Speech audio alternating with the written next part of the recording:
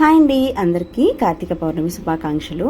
ఇక్కడ నేను కార్తీక పౌర్ణమికి 365 ఒత్తులు వెలిగిస్తాం కదండి, అవన్నీ తీసుకున్నాను అనమాట. ఒక ఎంటీ గుడికి తీసుకెళ్ళడం కోసం ఒక ఎంటీ బాక్స్లో ఆవు నెయ్యిని వేడి చేసుకొని అందులో ఈ ఒత్తులన్నీ కూడా నానబెడుతున్నాను. ఇది గుడికి వెళ్ళి ఒక 2 అవర్స్ ముందు నానబెట్టుకున్నానండి. ఒక 2 అవర్స్కి ఒత్తులన్నీ కూడా చక్కగా నానిపోయాయి అన్నమాట. సో ఇవన్నీ కూడా గుడికి ప్యాక్ చేసుకోవడానికి పెట్టుకున్నాను. అందులోనేమో కొంచెం ఆయిల్ పోసుకున్నానండి. ఇంకా గుడికి కావాల్సిన పసుపు, కుంకుమ, అక్షింతలు, ముగ్గు వేయడానికి బియ్యపు పిండి, అగరత్తులు అన్నీ కూడా ప్యాక్ చేసుకున్నానండి ఇలా కవర్లో. అండ్ అలాగే ఒక క్లాత్ని కూడా పెట్టుకున్నాను. దాంతోపాటు పువ్వులు, మ్యాచ్ బాక్స్ కూడా గుడికి పట్టుకెళ్ళడానికి అరేంజ్ చేసుకున్నాను అనమాట. నేనైతే ఇలా ఇల్లంతా కూడా నీట్గా క్లీన్ చేసేసుకొని ముగ్గులు అవి పెట్టుకున్నానండి. సో ఫ్రెష్ అయ్యి వచ్చేసి దేవుడి దగ్గర దీపం కూడా పెట్టుకుంటున్నాను. ఇది నేను ఈవినింగ్ చేసిన పూజ అనమాట. అందుకే నేను దేవుడి దగ్గర ఓన్లీ ఫ్రూట్ అనేది పెట్టి దీపం పెట్టుకున్నానండి. సో పూజ అంతా కూడా కంప్లీట్ అయిపోయింది. ఇప్పుడు నెక్స్ట్ నేను గుడికి వెళ్ళి దీపాలు వెలిగించాలి అనుకుంటున్నాను.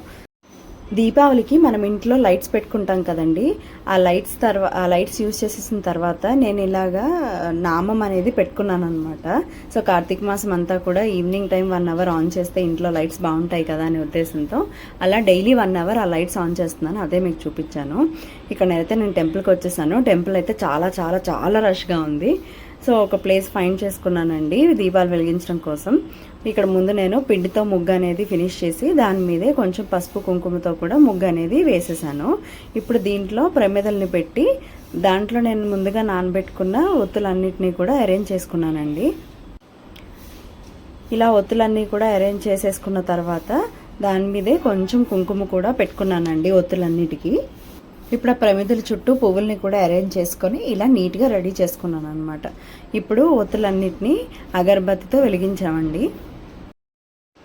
ఇలా ఒత్తులన్నీ వెలిగించిన తర్వాత ఆ ఒత్తులన్నీ కొండెక్కేంత వరకు అక్కడే ఉండాలి అనుకున్నామండి. అందుకే ఆ ఒత్తులన్నీ కంప్లీట్ అయ్యేంత వరకు కూడా అక్కడే ఉన్నాము. సో ఒత్తులు వెలిగించిన తర్వాత ఈ ఒత్తులకి కొంచెం పసుపు, కుంకుమ, అక్షంతలు అన్నీ వేసేసి నైవేద్యం కింద కొబ్బరికాయను అనేది కొట్టామండి. సో ఇక్కడితో మా ఒత్తులు వెలిగించడం అంతా అయిపోయింది. నేను యాక్చువల్లీ ఉసిరికాయలు కూడా తీసుకొచ్చి దీపాలు పెడదాం అనుకున్నాను, కానీ ఇంట్లో నుంచి నేను ఉసిరికాయలు తెచ్చుకోవడం మర్చిపోయాను. సో ఓన్లీ ఈ 365 ఒత్తులు అనేది వెలిగించామన్నమాట.